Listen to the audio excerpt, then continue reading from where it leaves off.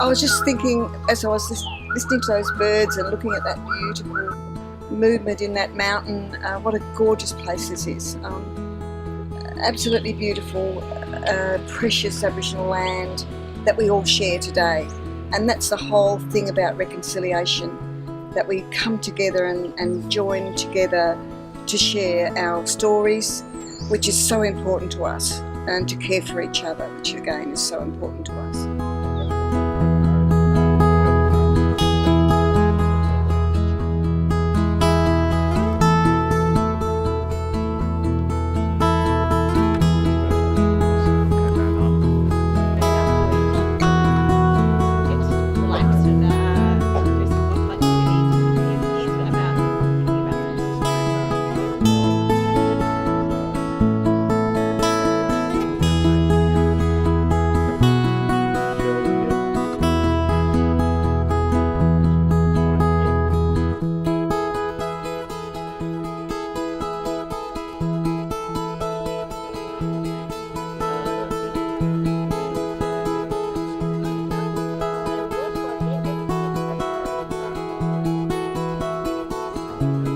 So those two fingers there are just grabbing the string to pull it in underneath. Right. Grab that between it and push it through.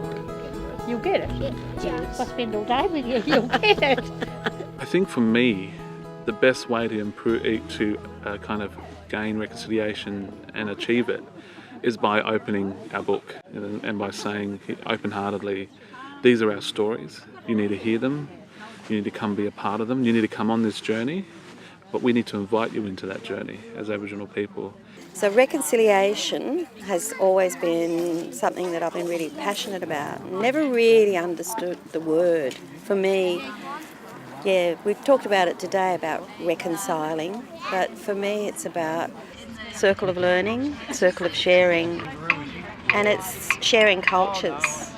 I think it needs to start at very local levels like this, with local councils, talking to councillors, I think that some of the biggest stoppers for reconciling in the past has been councils and churches and the different government services. I think they've been some of the barriers. Today has been great, where the Kingborough Council have agreed to give part of their money to an event like this so that Aboriginal people and non-Aboriginal people can get together and form those relationships.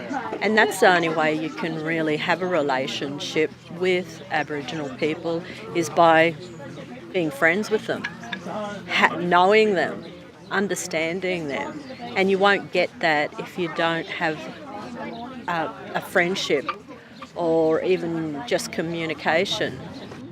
Council is reaching out, wanting to make connections to the community, to the Aboriginal community, so that we can have these conversations, so we can learn about what's important, about where they're coming from, and not in a bossy council, we're in charge sort of way, but stopping and listening and once again just trying to understand the context of where they're coming from.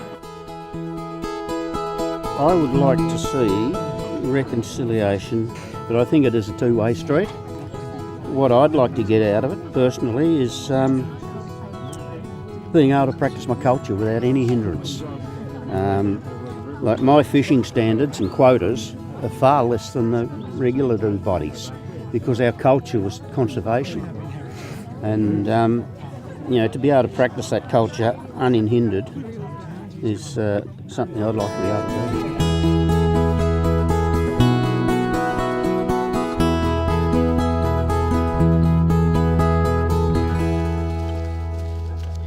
It was really great to see the number of people that were chatting amongst themselves and talking, or as we say, having a yarn, and it was really enlightening that both sides, that is the Indigenous and non-Indigenous, were enjoying each other in the conversation. I think that working with local government and Aboriginal communities is that there needs to be conversations with local groups.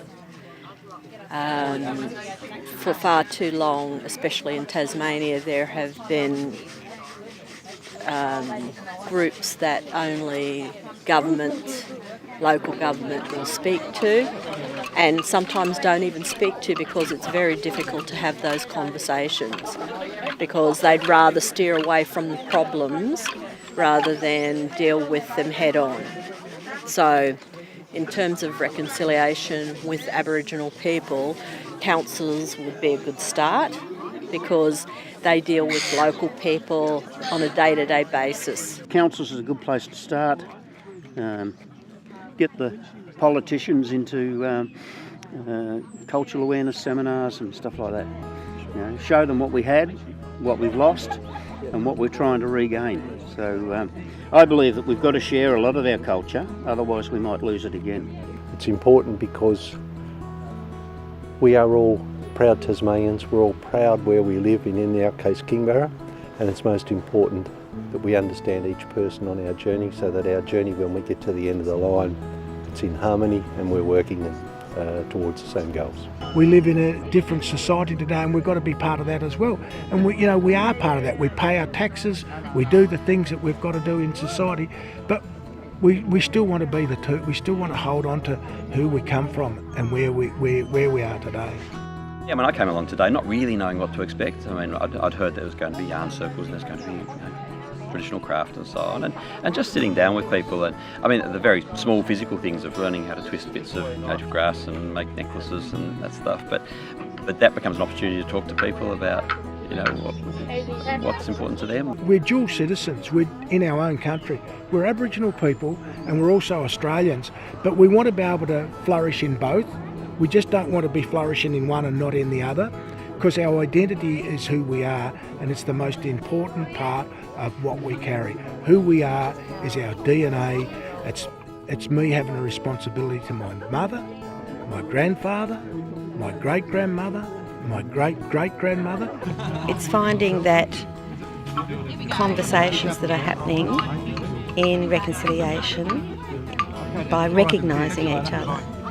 You know, so that coming to meet you is this wonderful, exciting person that's come from another land with an understanding of a culture, and you've come to meet me with an understanding and a respect of me being able to share some of my stories as well. So that's what it's all about.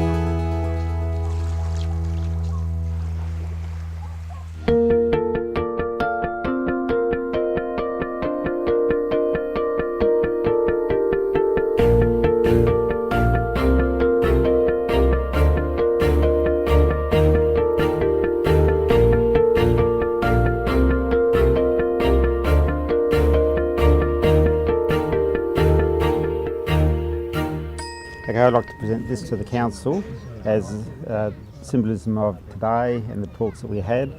The bindings, I always have 3 bindings of my fire sticks, and each of those bindings represents one of the 3 main family groups that we have here in Tasmania. The Bass Strait Island mob, the Fanny Cochrane Smith mob, the Myra mob, the Briggs Johnson mob. Thank you.